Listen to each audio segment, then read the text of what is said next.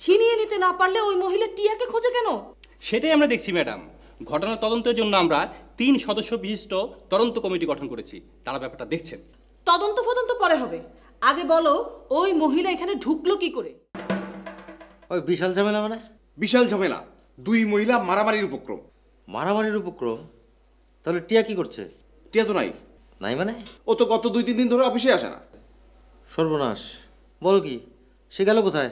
গেল কোথায় জানি না, এখন চলেন বস, না হলে একটা ঝামেলা হয়ে যাবে। শহীদ। Yes boss. আমার মনে এখন আত্মপ্রেম, অন্যের প্রেম তো সামাল দেওয়া আমার পক্ষে সম্ভব না। বস তাহলে উপায়? কোনো উপায় নাই, তোমরা যাও, সাবিয়াকে ম্যানেজ করো, যাও। আর মিসেস মর্জিনা? ওইটাকে তুমি ম্যানেজ করো। আমি কি পারবো বস? আমি তো দাম্পত্য স্পেশালিস্ট। আরে রাখো তোমার দাম্পত্য, আগে ক্লায়েন্ট সামলাও, যাও।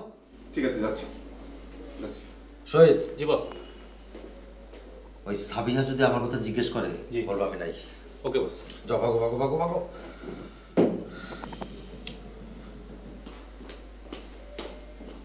আচ্ছা, সাবিহা যদি আমার এখানে চলে আসে, আসলে আসুক, আমাকে পেলে তো।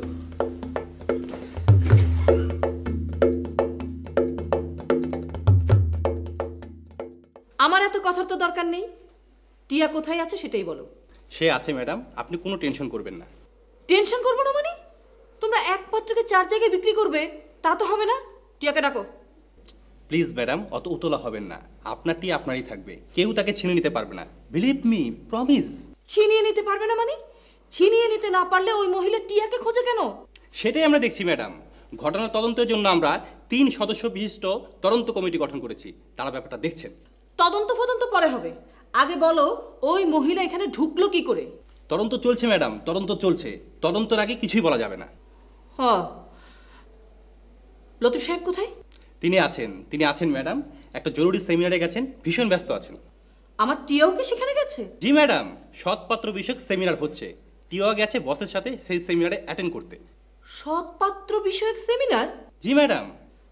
যাক, সৎপাত্র কাকে বলে সেটা ওর জানা দরকার। ও দিনে দিনে অসৎ হয়ে যাচ্ছে। জি ম্যাডাম, সেই জন্যই তো। আচ্ছা ঠিক আছে, আমাকে মায়ের কাছে নিয়ে চলো। মা? আকাশ থেকে পড়লে মনে হচ্ছে। টিয়ার অসুস্থ মা আছে না, আমাকে তার কাছে নিয়ে চলো। এখন আবার মা পাবো কোথায়? এই কি হলো? ম্যাডাম, এখন মায়ের সাথে দেখা করা যাবে না, উনি ভীষণ সিক।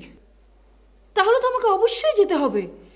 টিয়া এখানে নেই, মা একা একা ছটফট করছে, আর আমি এখানে বসে বসে সময় নষ্ট করছি। এই ছেলে, চলো তো মায়ের কাছে চলো। উফ, কি যে বিপদে পড়লাম। কি হলো, দেরি করছো কেন? চলো। জি ম্যাডাম, যাচ্ছি। ম্যাডাম,